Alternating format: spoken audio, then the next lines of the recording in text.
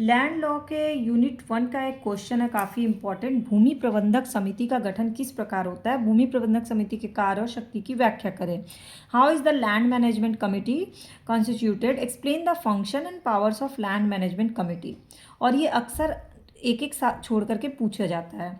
Hello students, welcome back to my class. और आज की क्लास अब तक आप समझ गए होंगे कि लैंड लॉ के कितने इंपॉर्टेंट क्वेश्चन की होने वाली। क्लास का फॉर्मेट सिंपल है, मैं आपको आंसर का फॉर्मेट कीवर्ड्स के थ्रू समझाती हूँ, साथ ही साथ कंसेप्ट क्लियर कर देती हूँ ताकि कोई भी क्वेश्चन इससे रिलेटेड है आप उसका एक अच्छा सा आंसर 6 पन्नों का लिख सको। और फैक्ट्स को भी ऐड करती हूँ ताकि प्री में भी कोई क्वेश्चन पूछा जाए तो आप उसको भी क्लियर कर लो। तो क्योंकि फैक्ट के बिना कोई भी लॉन्ग क्वेश्चन जो है वो कंप्लीट नहीं होता है। तो चलिए शुरू करते हैं बिना समय गवाए। तो सबसे पहले भूमि प्रबंधक समिति का गठन के बारे में बात होगा। कभी भी क्वेश्चन शुरू करेंगे तो सबसे पहले उस संस्था के गठन के बारे में लिखेंगे। तो उत्तर प्रदेश पंचायत राज अधिनियम की संशोधित धारा है 28 क। उसके अनुसार प्रत्येक सभा की ग्राम पंचायत भूमि प्रबंधक समिति भी होगी और इस रूप में वो उत्तर प्रदेश राजस्व संहिता 2006 की धारा 59 और अधिनियम के किसी अन्य प्रबंध के अधीन संपत्ति का रख रखाव, उसका संरक्षण और उससे रिलेटेड कर्तव्यों का पालन करेगी। तो बेसिक चीज़ क्या है? धारा 28 इंपॉर्टेंट है। और क्या इंपॉर्टेंट है? इसका थीम कि ये क्यों बनाया गया भूमि प्रबंधन समिति का गठन? संपत्ति के रख रखाव के लिए, उसके संरक्षण के लिए, उसके पर्यवेक्षण के लिए। इससे रिलेटेड जो भी कर्तव्य है वो सब कौन करेगा? भूमि प्रबंधक समिति करेगी। और इसके साथ हेल्प कौन करेगा? ग्राम पंचायत करेगी और ग्राम सभा करेगी। ठीक, अब इसके आगे हमने इसका गठन तो समझ लिया, धारा 28 क में है और क्यों किया गया गठन ये भी पता चल गया। अब इसके आगे ग्राम पंचायत का एक प्रधान होता है, उसी तरह से भूमि प्रबंधक समिति का भी एक सभापति होगा। ग्राम सभा के क्षेत्र में एक लेखपाल अधिकारी होता है जो भूमि प्रबंधक समिति का सेक्रेटरी होता है। और भूमि प्रबंधन संबंधी के जो भी कागजात हैं उसको रखने की जिम्मेदारी किसकी होती है? लेखपाल के ऊपर होती है। तो बेसिकली इस जैसे हर संस्था का एक मेन होता है ना सेक्रेटरी या प्रबंधक, उसी तरह से भूमि प्रबंधक समिति का हेड कौन हुआ? जैसे ग्राम पंचायत का है उसका हेड होता है लेखपाल। लेखपाल का क्या काम होता है? वो सारे लेखपाल अपने पास सारी जिम्मेदारी के कागजात रखता है और 2 सेक्रेटरी होते हैं और उनमें विभाजन रेखा होती है उनके काम में। ठीक, अब इस प्रकार कानून में ग्राम पंचायत और भूमि प्रबंधक समिति को अलग अलग रूप दिया गया है। दोनों का प्रमुख एक ही व्यक्ति है पर दोनों संस्था के सेक्रेटरी अलग अलग होते हैं। रजिस्टर कागजात रखने की जिम्मेदारी जो होती है वो इसको दी जाती है और कर्मचारी जो होते हैं वो ग्राम पंचायत अधिकारी पे होते हैं। तो इस प्रकार 2 सेक्रेटरी होती है और उनके बीच इसीलिए काम का एक डिपार्टमेंट जो है वो विभाजन रेखा खींच दी गई है। अब भूमि प्रबंधक समिति के कार्य क्या हैं? तो कार्य और कर्तव्य जानने के लिए हम जाएंगे धारा 60 में। ठीक है, अब धारा 60 जो है इस संहिता के उपबंध के अधीन प्रत्येक भूमि प्रबंधक समिति को ग्राम पंचायत के निमित्त उसके और अधीन उस ग्राम पंचायत को सौंपी गई है और समझी जाएगी कि वो अधीक्षण भी करे, संरक्षण भी करे, प्रबंधन भी करे और नियंत्रण भी करे। किस पे करेगा ये सारी चीज़ें? तो धारा 60(2) में जाएंगे हम।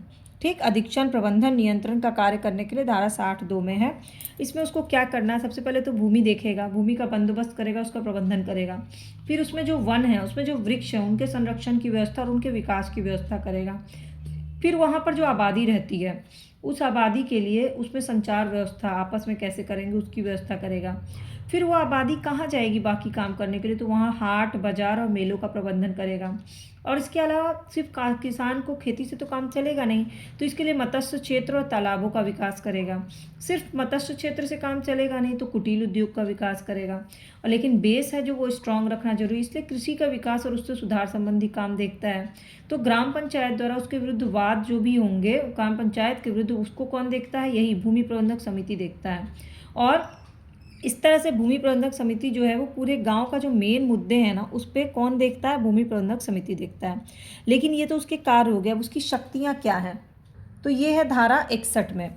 तो तालाबों का पट्टा देने की शक्ति, जैसे सपोज करिए गांव में कोई तालाब है, वो जहाँ ढेर सारी मछली है तो एक ही इंसान तो उसको खाएगा नहीं, तो और उस पर मछली पालन देखेगा कौन? तो धारा 61 कहता है कि किसी भी गांव में कोई भी तालाब है तो वो किसी ग्राम पंचायत को सौंप दिया जाएगा। ये भूमि प्रबंधक समिति कर सकता है, किसी संविदा द्वारा उसको सौंप देगा और उसके प्रबंधन का कार्य दे देगा। लेकिन उसके लिए कुछ शर्तें रख देगा, जैसे कि तालाब का क्षेत्रफल जो है उसका माप 0.5 एकड़ या उससे कम हो और उसे ग्राम के निवासियों के सार्वजनिक उपयोग के लिए ही रखा जाए। और वहाँ तालाब का क्षेत्रफल 0.5 एकड़ से अधिक है अगर, तो भूमि प्रबंधक समिति जो है तब उसको किसी को दे सकती है। अगर छोटा है तो गांव के लोग के लिए काफ़ी है वो, और अगर बड़ा है तो किसी एक को दे सकते हैं।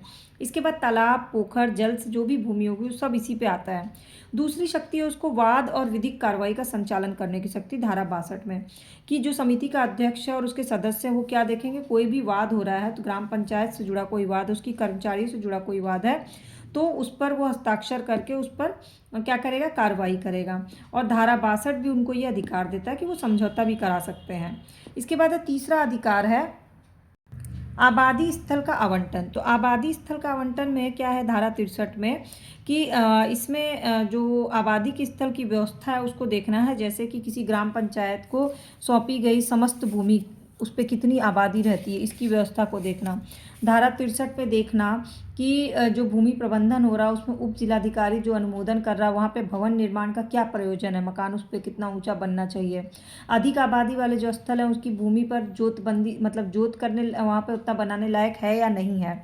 इसके बाद है जो धारा 64 कहता है कि भूमि के आवंटन की पूरी प्रक्रिया जो वो भूमि यही डिसाइड करता है, भूमि प्रबंधक समिति डिसाइड करता है। जो अन्य पिछड़ा वर्ग है, जो सामान्य श्रेणी के लोग हैं, जो गरीबी रेखा के नीचे रहने वाले लोग हैं, उन सब की आवश्यकता को ध्यान में रखते कोई भवन या आवास बनाया जाएगा, ये भी इसी का काम है देखना। भवन निर्माण के लिए भूमि का आवंटन अगर किया गया है तो उसमें कौन सी व्यक्ति को किया गया और भूमि के पर कब्जा तो नहीं किया है, ये देखना। 2 वर्ष तक या 3 माह से कम अगर कोई है, किसी को जुर्माना भी दे सकता है अगर कोई गलत करता है, तो इतनी सज़ा देने का भी उसको शक्ति दी गई है। इस तरह से जो आप जब देखते हैं ना ग्राम पंचायत, ये सॉरी भूमि प्रबंधन समिति की शक्तियाँ, तो बड़ी सारी शक्तियाँ, जैसे ग्राम पंचायत की संपत्ति की क्षति हो जाती है, उसका दुरुपयोग और गलत अभिभोग को रोकने की भी शक्ति है इसको। व्यक्ति को कारण बताओ नोटिस भेजता है, और फिर दुरुपयोग के लिए प्रतिकर भी लगा सकता है, उसको सज़ा भी दे सकता है, भूमि से भी बेदखल कर सकता है। अगर भूमि पे कोई वृक्ष और भवन दोनों हैं तो उसकी इंक्वायरी करेगा, और बंजर भूमि पे भी कार्रवाई कर सकता है अगर उस पर कोई मुकदमा दर्ज किया है तो। इसके बाद धारा 67 कहता है कि गृह स्थलों पर उनके विद्यमान जो स्थायी बंदोबस्त, साथ जो बंदोबस्त की शर्तें होंगी, यानी प्रत्येक ग्राम पंचायत जो भूमि प्रबंधक समिति होती है, और भूमि प्रबंधक समिति की शक्तियां जो होती हैं ना, वो बेदखल करने की शक्ति, भूमि आवंटन का अधिकार, भूमि पे कब्जा करने का अधिकार, ग्राम पंचायत में निहित है और संपत्ति की क्षति होने पर, गबन होने पर, उसका अतिक्रमण होने पर सब कार्रवाई का अधिकार दिया गया है इसको। मालगुजारी वसूल करने की शक्ति है, और गृह निर्माण करने के लिए भूमि का आवंटन वो कर सकता है। अब इसमें 2-3 वाद है, अगर लिख दीजिएगा तो माशाअल्लाह हो जाएंगे आपके नंबर। तो सबसे पहले शिवराम बनाम स्टेट ऑफ यूपी का, जिसमें सहायक कलेक्टर एवं कलेक्टर के आदेश द्वारा भूमि में बेदखली और क्षतिपूर्ति को चुनौती दी गई। जगत नारायण वाद है वर्सेस स्टेट ऑफ यूपी का, जिसमें न्यायालय के समक्ष विचार हेतु रखा गया कि न्यायालय द्वारा निर्णयों को मत भिन्नता व्यक्त की गई है। और Rameshwar Upadhyay versus state of UP में कहा गया कि भूमि आवंटन का विवाद निर्धारित करते हुए कलेक्टर द्वारा अंतिम चुनौती दी जाएगी। तो इस तरह से अगर आपसे कोई पूछता है भूमि प्रबंधक समिति के बारे में कोई भी क्वेश्चन, तो आप उसके गठन से शुरू करोगे, और गठन उससे कैसे कनेक्टेड है ग्राम पंचायत से, उसके कार्य क्या है, उसके कर्तव्य क्या हैं, उसको शक्तियाँ क्या क्या दी गई हैं, और लास्ट में 2 वाद लिख करके इसको पॉजिटिवली कंक्लूड कर दोगे तो आपको बहुत अच्छे नंबर मिल जाएंगे। तब भी कोई डाउट, क्वेरी, क्वेश्चन रह गया होगा तो कमेंट सेक्शन में पूछ लीजिएगा। अपना नाम जरूर लिखिएगा, लोकेशन लिखिएगा, और चैनल के सब्सक्राइब या फॉलो बटन को क्लिक करके बेल आइकन को प्रेस कर लीजिएगा, ताकि सारी क्लासेस की अपडेट फ्री ऑफ कॉस्ट आपको मिल जाए। बाकी की क्लासेस चैनल के प्लेलिस्ट पे अपलोडेड है, जिसका नाम है LLB क्लासेस। आप चाहें तो उस पर देख सकते हैं। Subject wise, paper wise, unit wise, semester exam की सारी क्लासेस अपलोडेड की हुई हैं।